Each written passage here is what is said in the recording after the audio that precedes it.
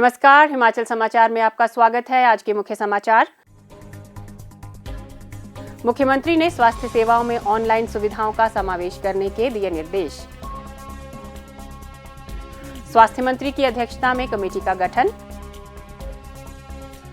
मुख्यमंत्री ने state allied and health care council की वेबसाइट का किया शुभारंभ। मुख्यमंत्री सुखाश्रय कोष और मुख्यमंत्री राहत कोष में अंशदान। हिमाचल सरकार दिव्यांगजनों के सशक्तिकरण के लिए संकल्पबद्ध। ऊना जिले में 8,608 लाभार्थी दिव्यांग राहत भत्ता योजना से लाभान्वित। और अब समाचार विस्तार से। मुख्यमंत्री ठाकुर सुखविंदर सिंह सुक्खू ने आज शिमला में स्वास्थ्य विभाग, नेशनल हेल्थ मिशन और निदेशालय चिकित्सा शिक्षा के वरिष्ठ अधिकारियों के साथ समीक्षा बैठक की अध्यक्षता की। इस अवसर पर मुख्यमंत्री ने कहा कि लोगों को प्रदान की जा रही स्वास्थ्य सेवाओं में अधिक से अधिक ऑनलाइन सुविधाओं का समावेश किया जाएगा। इसके लिए नवीनतम सूचना प्रौद्योगिकी का इस्तेमाल सुनिश्चित होगा। उन्होंने कहा कि इसके दृष्टिगत स्वास्थ्य एवं परिवार कल्याण मंत्री डॉक्टर कर्नल धनीराम शांडिल की अध्यक्षता में समिति गठित की जाएगी, जो 10 दिन के भीतर अपनी रिपोर्ट प्रस्तुत करेगी। मुख्यमंत्री ने कहा कि ऑनलाइन सुविधाएं प्रदान करने से समय और साधनों की बचत होने के साथ ही सेवाओं में सुगमता और गुणवत्ता आएगी। उन्होंने विभिन्न स्वास्थ्य संस्थानों और अस्पतालों में मरीजों के पंजीकरण के लिए ऑनलाइन प्रणाली विकसित करने के भी निर्देश दिए। ठाकुर सुखविंदर सिंह सुक्खू ने कहा कि हिम केयर योजना के तहत मैपिंग का कार्य पंचायत स्तर तक सुनिश्चित किया जाए तथा इसमें मरीज के उपचार से संबंधित डेटा भी शामिल किया जाए। उन्होंने आभा कार्ड का एकीकरण हिम परिवार पोर्टल से करने के निर्देश भी दिए। उन्होंने कहा कि स्वास्थ्य विभाग द्वारा प्रदान की जाने वाली सेवाओं के डिजिटलीकरण से लोगों को और बेहतर सुविधाएं सुनिश्चित होंगी। इससे पारदर्शिता और जवाबदेही में वृद्धि होगी, साथ ही सेवाओं की निगरानी और शिकायत निवारण तंत्र और प्रभावी बनेगा। मुख्यमंत्री ने कहा कि स्वास्थ्य सेवाओं के ऑनलाइन रिकॉर्ड से बेहतर योजना बनाने में मदद मिलेगी और निर्णय क्षमता भी प्रभावी होगी। इससे नवाचार को बढ़ावा मिलेगा तथा स्वस्थ नागरिक सशक्त राज्य के लक्ष्य को हासिल करने में भी मदद मिलेगी। ठाकुर सुखविंदर सिंह सुक्खू ने कहा कि जापान इंटरनेशनल कोऑपरेशन एजेंसी के सहयोग से प्रदेश में स्वास्थ्य अधोसंरचना को सुदृढ़ किया जा रहा है, ताकि स्वास्थ्य संस्थान आधुनिक उपकरणों से लैस हों और स्वास्थ्य सेवाओं की गुणवत्ता में और अधिक सुधार लाया जा सके। मुख्यमंत्री ठाकुर सुखविंदर सिंह सुक्खू ने आज शिमला में state allied and health care council Himachal Pradesh की वेबसाइट www.sahchp.in का शुभारंभ किया।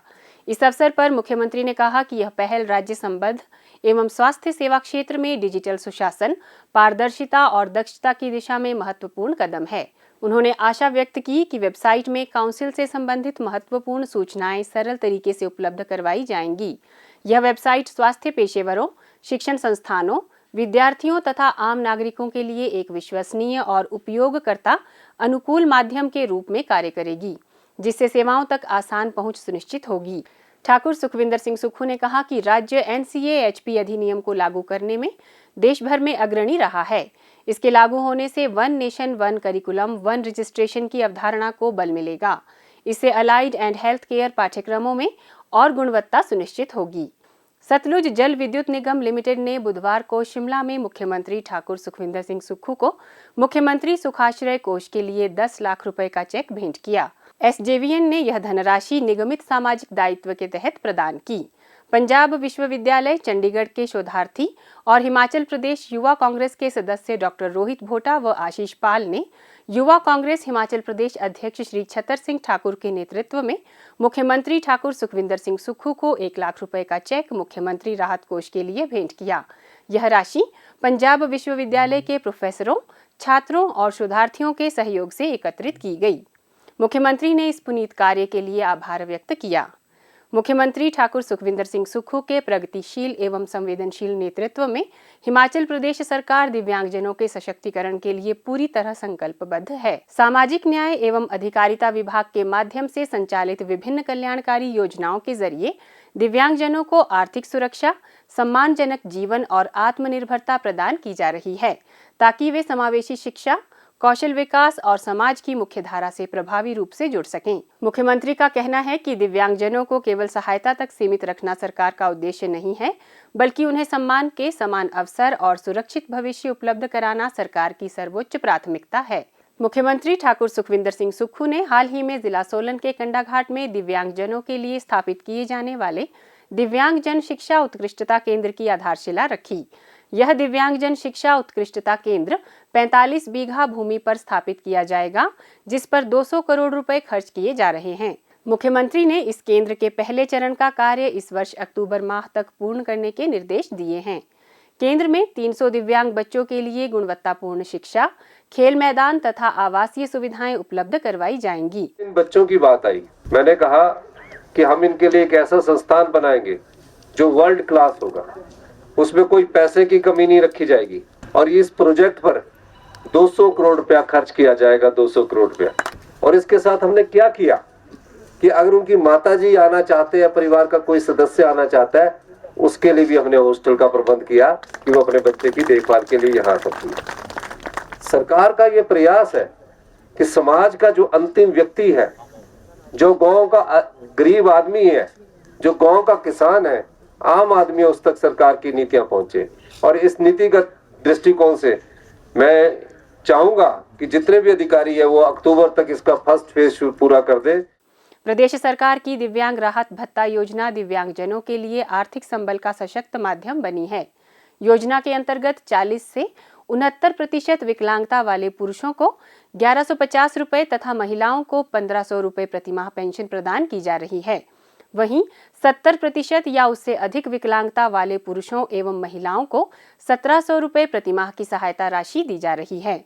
मानसिक रूप से अविकसित व्यक्ति भी इस योजना के अंतर्गत लाभ प्राप्त कर सकते हैं।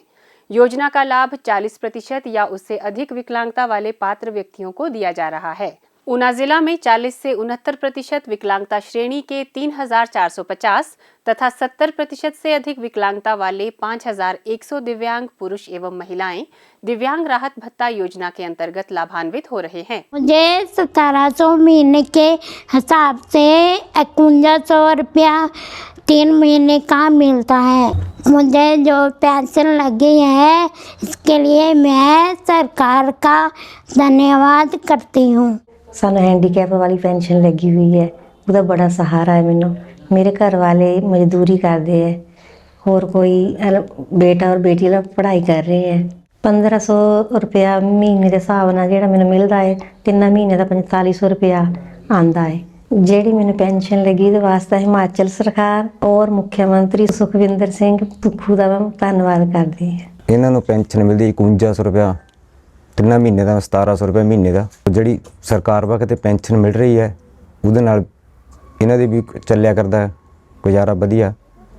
ਤਾਂ मैं धन्यवाद करता सुखू सरकार दा। मैं अभी अपनी पोस्ट ग्रेजुएशन कर रही हूँ MSc और मुझे जो है वो पेंशन मिलती है 5100 जो है वो 3 महीने का, जिससे मुझे बहुत सहायता मिलती है। मेरा अपना खर्चा निकल जाता है, पढ़ाई लिखाई में मुझे बहुत मदद मिलती है इससे। और मैं अपने CM श्री सुखू जी का बहुत बहुत धन्यवाद करूँगी। उनकी वजह से ये मैं यहाँ तक पहुँच पाई हूँ। उन्होंने जो पेंशन दी है वो मुझे काफ़ी हद तक उन्होंने मेरी मदद की है, उसके लिए धन्यवाद। अप्रैल से सितंबर 2025 तक की अवधि के दौरान जिले में इस योजना के अंतर्गत 5,38,61,850 रुपए की राशि व्यय की गई। इसके अतिरिक्त राष्ट्रीय दिव्यांग पेंशन योजना के तहत 40 से 69% श्रेणी के लाभार्थी तथा 70% से अधिक विकलांगता वाले 57 दिव्यांगजनों को प्रति तिमाही कुल 2,78,850 रुपए की पेंशन प्रदान की जा रही है। 40% से कम विकलांगता वाले व्यक्ति इस योजना के लिए पात्र नहीं हैं, जबकि पात्र लाभार्थियों के लिए कोई आय या आयु सीमा निर्धारित नहीं की गई है।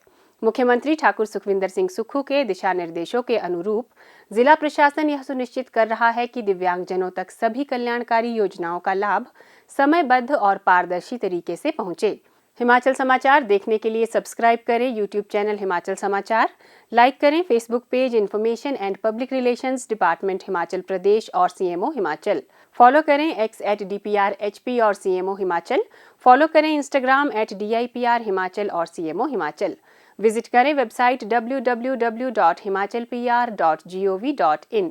इस अंक में इतना ही, कल फिर होगी मुलाकात। दीजिए इजाजत, नमस्कार।